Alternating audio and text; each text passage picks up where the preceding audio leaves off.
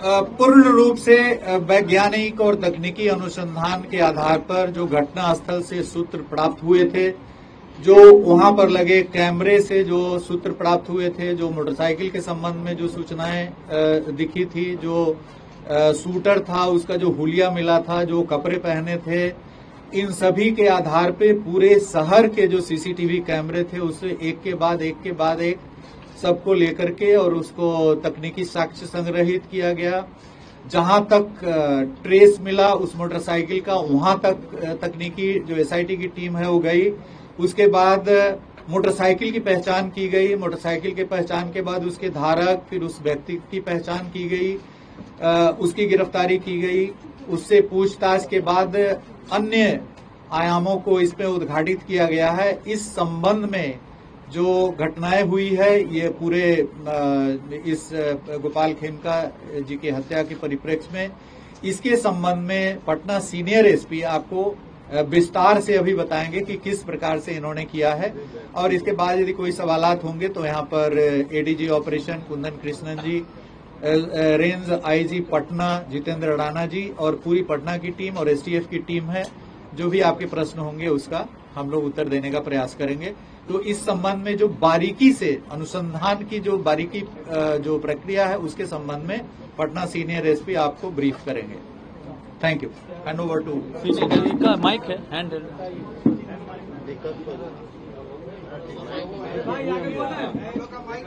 वो यही है सर।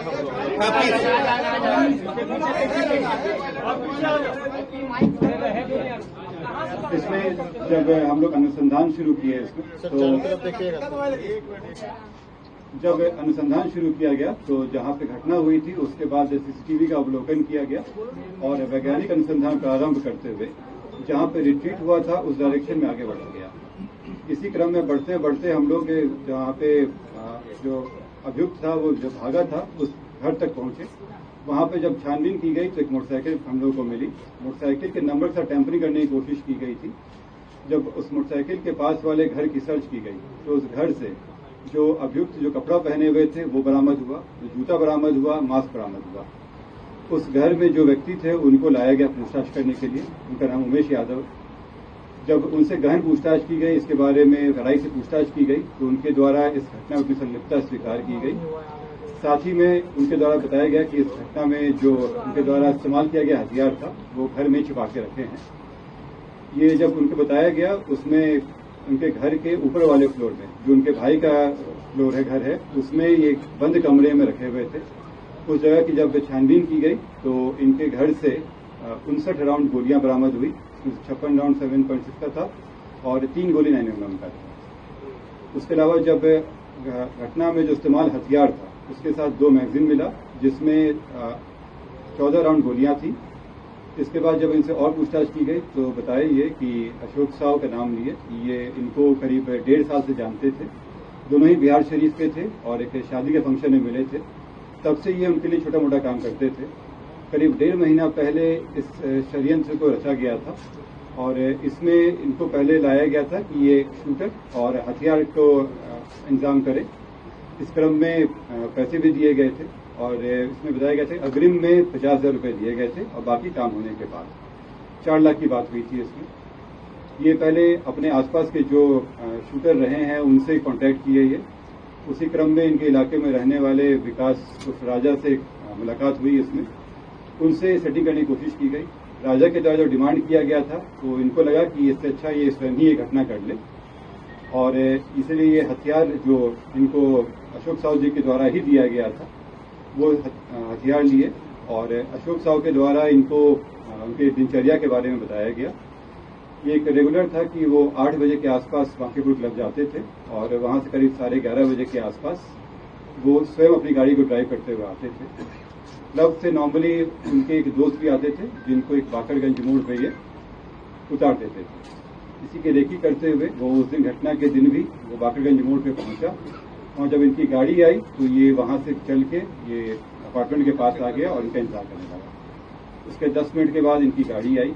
गाड़ी पहले से ही देखा हुआ था, नंबर भी से पता था। जैसी गाड़ी आई ये उसने फायर किया और चला गया। अगले दिन जैसे पहले से तय था इन लोग के द्वारा, ये लोग जेपी गंगा पथ पर मिले, ये और अशोक साहब, मालसामी थाना क्षेत्र में। वहां पे बची हुई 3.5 लाख रुपए इनके द्वारा दी गई।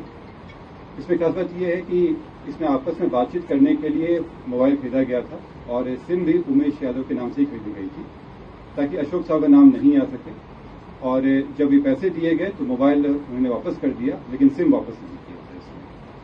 जब इसमें अशोक साहब के घर पे छापेमारी की गई तो उनके यहाँ भारी मात्रा में जमीन के कागजात मिले, साथ में एक 9mm का बरेटा उनके यहाँ पिस्टल मिला, उसमें 17 राउंड गोलियां मिली इसमें।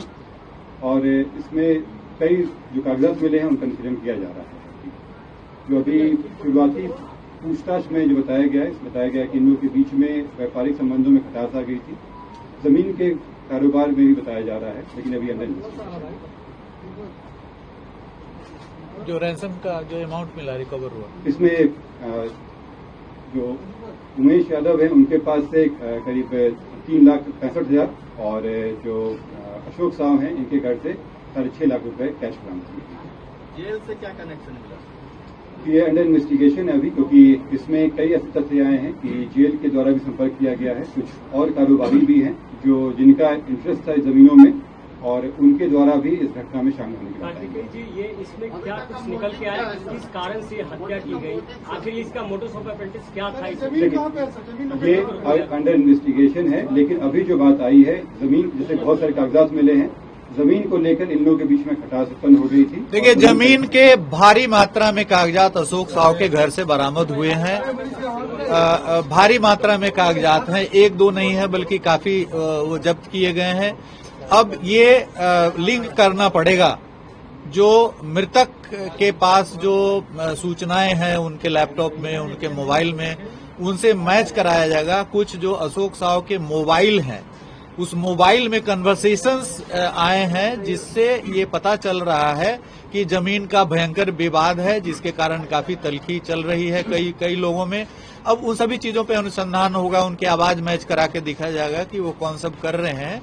तो ये भूमि के जो भारी मात्रा में कागजात अशोक साहब के घर से बरामद हुए हैं, वो सब अभी नहीं शेयर किया जाएगा, लेकिन भारी मात्रा में जमीन के कागजात। गोपाल खेमका को ही ये टारगेट क्यों कर रहा था सर? ये तो बड़ी बात है कि बड़े नस्ल थे वो, उनके बेटे के भी हत्या 2018 में। हाँ, इस संबंध में एसटीएफ के द्वारा इसमें काफी सत्यापन किया जा रहा है। ADG headquarters, ADG ops Kundan Krishnan ji, इस पर आप थोड़ा सा प्रकाश डालेंगे। देखिए, गोपाल खेमका जी की मर्डर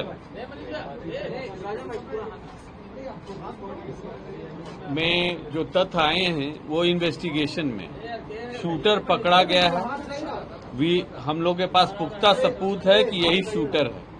कौन उसको पैसा दिया, अशोक साहब पैसा दिए, इसका भी पुख्ता सबूत है। मैचिंग है, बरामदगी भी है, बैलिस्टिक मैच भी हो जाएगी प्रॉपरली। अब जो आप कारण कई हो सकते हैं, इसमें समय लगेगा, काफी रिकॉर्ड्स जांच करने पड़ेगी, काफी कॉल रिकॉर्ड्स भी देखना पड़ेगा। जैसे उदाहरण स्वरूप अशोक साहब के मोबाइल से इस तरफ की वाकया थी।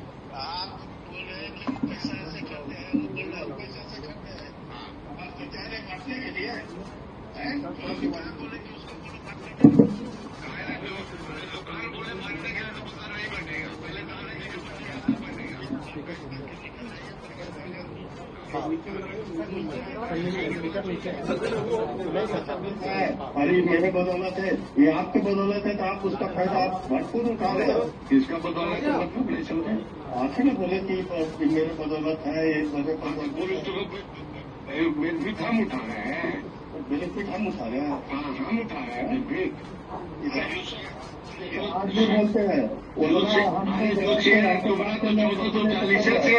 बता देते हैं, उन्होंने हम बता रहे हैं आपको बात हमसे नहीं, हम कोई चीज क्या फालतू कर रहे हैं, पहले ये बताओ ना हमको, तो क्या फालतू कर रहे हैं, तुमसे बात बताओ तो। हम यही तो बोल रहे हैं, सीध यही ना बोले, तुम कागज हमको दे दीजिए, ये मकसद तैयार करके दे दीजिए, फाइल में दे दीजिए। कागज जो देगा था ना हम देंगे। अच्छा नहीं देगा तो सभी को जिम्मेदार हम रहेंगे। अरे भैया नहीं देगा तो ये तो है ना बोलना है, वो जवाब देगा। जैसे मिंटू नहीं दे रहा है, क्या चीज क्या बोले आप आनंदपुर में संजय को डेल करवा देंगे? किसको बोले गए भाई? कौन बेटी झूठ बोलता है? माँ झूठ भी हम बोले गए? बताओ तो, किसको बोले गए कि हम 1.5 करोड़ रुपया देंगे? कौन बोला है तुमको? कौन बोला है? मेरे सामने में है। अरे तुम अभी बोलो ना, अभी बहुत कॉन्फ्रेंस से बात करा देते हैं। कॉन्फ्रेंस तो इस तरह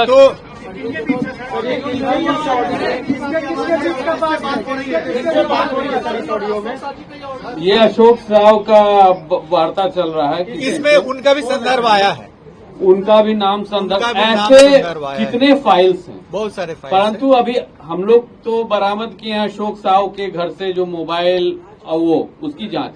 हमको खेमका साहब की भी मोबाइल, कई फोन थी, लैपटॉप, क्या डीलिंग्स थी कि किस पर्टिकुलर प्लॉट या फाइनेंशियल ट्रांजैक्शन को लेके विवाद है। दोनों बड़े व्यवसायी हैं। अशोक साहू जी को पहले भी क्वेश्चनिंग हुई है, कमालिया हत्याकांड में भी पुलिस इनको पूछताछ किया। संतोष टेबरीवाल वाले में भी इनसे संतोष टेबरीवाल वाला भी मर्डर केस में इनकी नाम उछली थी। बिहार शरीफ में भी केस में ये जेल गए थे। अशोक साहू बिहार शरीफ के केस में इनके भाई का 2 हथियार अभी जब्त है वहां पे, और ये जेल भी गए थे बिहार शरीफ में कोल्ड स्टोरेज के विवाद को लेकर के 2006 में। तो इनकी ऐसा माने ये इनका भी आपराधिक इतिहास है अशोक साहू जी का। डीजीपी साहब, एक सवाल ये है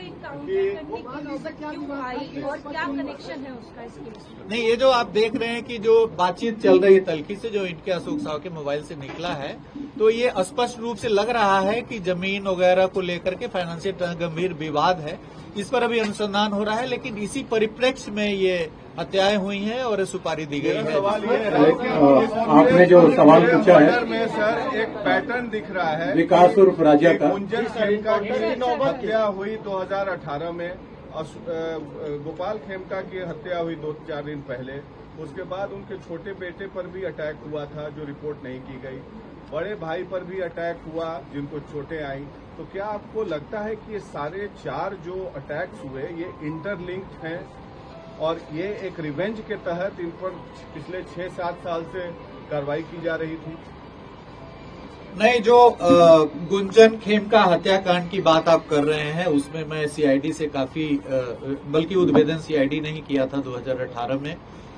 वैशाली जिला से समय करीब 20 दिन हो गया था, केस नहीं खुल रहा था, तो तत्कालीन डीजीपी केएस द्विवेदी और मैं एडीजी सीआईडी स्वयं गया था वहां पे घटनास्थल पे, और काफी समय देकर के उसमें अनुसंधान हुआ था और चंद 1 महीने के अंदर में उसमें चार्जशीट समर्पित किया गया था 4 लोगों पे। और उसके जो शूटर थे, जो अभिषेक वर्मा उर्फ मस्तू, 2021 में बाईपास थाने में उनकी हत्या हो गई। 2 लोगों की हत्या हुई थी, सुनील और इनकी, उस कांड में भी चार्जशीट हुआ है। तो जो शूटर थे गुंजन हत्याकांड की, और वो भी जमीन विवाद में ही गुंजन की हत्या हुई थी। एक बिस्कुट फैक्ट्री की जमीन थी हाजीपुर महुआ रोड पे, तो बिस्कुट फैक्ट्री वहां पे नहीं लग पाया था, तो उस जमीन को कई सारे क्रेता थे जो उसको खरीदना चाह रहे थे।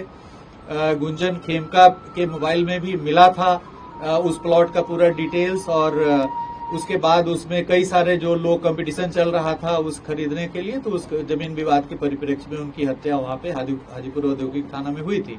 उसमें पुलिस ने अनुसंधान करके शूटर सहित जो काफी जो उसमें जमीन में जो जुड़े हुए लोग थे, जो वैशाली जिले के 2 लोग थे, 4 लोगों पे चार्जशीट करा गया था, वो भी कांड विचाराधीन है उसमें। और उसमें जो अभिषेक उर्फ मस्तू था, उसका नागालैंड का एक लाइसेंस था, नागालैंड से लाइसेंस उसको मिला हुआ था पिस्टल का, ऑल इंडिया लाइसेंस था, उसको भी जब्त करने के लिए नागालैंड प्रशासन को उस समय हम लोगों ने लिखा था। बाद में वो न्यायालय के आदेश पर वो पिस्टल मुक्त हो गया था और उसमें काफी सारी आगे की कार्रवाई हुई थी। बट उस केस में हम लोगों ने त्वरित अनुसंधान करके उसमें चार्जशीट किया था, और 2018 में हम लोगों ने इनके परिवार की सुरक्षा के लिए अंगरक्षक मुहैया कराया था, जो 2024 तक इनके पास था। 28 जून 2024 को इनके द्वारा स्वेच्छा से अंगरक्षक को लौटा दिया गया था। उसके बाद भी जो हमारी राज्य स्तरीय सुरक्षा समिति है, जुलाई में लौटाने के 1 महीना बाद फिर से अंगरक्षक मुहैया कराने का आदेश पारित किया, लेकिन उसके बाद अंगरक्षक रखने की इनकी इच्छा नहीं थी, स्वेच्छा नहीं थी, तो ऑब्वियसली हम लोग अंगरक्षक नहीं दिए थे। तो उस समय जो केस दर्ज हुआ था गुंजन खेमका हत्याकांड, उसका पूर्ण रूप से अनुसंधान करके चार्जशीट उस समय समर्पित कर दिया गया था। शूटर की पहचान हो गई थी, जिस कारण से विवाद था उसका भी सॉल्यूशन हो गया था। उसके बाद इनके भाई पर एक गोली चलाई गई थी गाड़ी में, उसमें कोई घायल नहीं हुआ था। उसके संबंध में भी कांड दर्ज हुआ था। उस समय गुंजन खेमका हत्याकांड के कुछ समय पूर्व, 2 वर्ष पूर्व वो घटना हुई थी, मुझे स्मरण हो रहा है। उसमें नहीं पता चल पाया था कि किसके द्वारा किया गया है कांड। बट इसमें जो ये गोपाल खेमका जी वैशाली वाला जो गुंजन खेमका हत्याकांड था उसमें कॉम्प्लेनेंट थे, वादी थे। और उस केस में जो डेट है वो 15/7 को सेकेंड डेट पड़ने वाला है। 2 डेट पड़ा है अभी तक उसमें चार्जशीट के बाद। एक था 2022 में और एक अभी 15 जुलाई 2025 को गुंजन खेमका हत्याकांड का डेट वैशाली जिले के न्यायालय में पड़ा है उसमें। और मेन शूटर की हत्या हो गई है और इसमें जो एक कंप्लेनेंट थे इनकी भी हत्या हो गई है। तो उससे भी जोड़ करके इसको देखा जा रहा है। उस पहलू को भी पूरी तरीके से अनुसंधान किया जाएगा कि उससे जुड़े कहीं लोग जो अभी जेल में हैं या जेल से बाहर हैं। एक तो शूटर की हत्या हो गई है, तो बाकी जो लोग हैं उनकी भी इसमें भूमिका है या नहीं है। सर, सुबह में जो उसके संबंध में जोनल आईजी पटना बताएंगे। इस कांड के अनुसंधान के दौरान पुलिस के द्वारा जो सभी पहलू थे उन पर अनुसंधान किया गया था और उसमें जो शूटर है उसके द्वारा स्पष्ट किया गया था कि उसके लिए इस कांड को करने के लिए पहले उसने विकास और राजा से संपर्क किया था, और जो सामान्यतः एक आपराधिक छवि का व्यक्ति है और हथियार इत्यादि सप्लाई करने का काम करता है और उसमें भी काफी सारे ऐसे जो हत्या और गोलीकांड है उनके अंदर में शामिल रहा और उससे इसने हथियार प्राप्त करने का कोशिश किया था और उसके पास में हथियार उपलब्ध रहता है। इस मामले में पुलिस जब एक टीम थी उसने इस विकास और राजा के ठिकाने पे दबिश करी, तो उसने वहां पर पुलिस के ऊपर में वहां से भागते हुए पुलिस के ऊपर में फायरिंग की, जिसके अंदर में जो सुबह जो घटना हुई।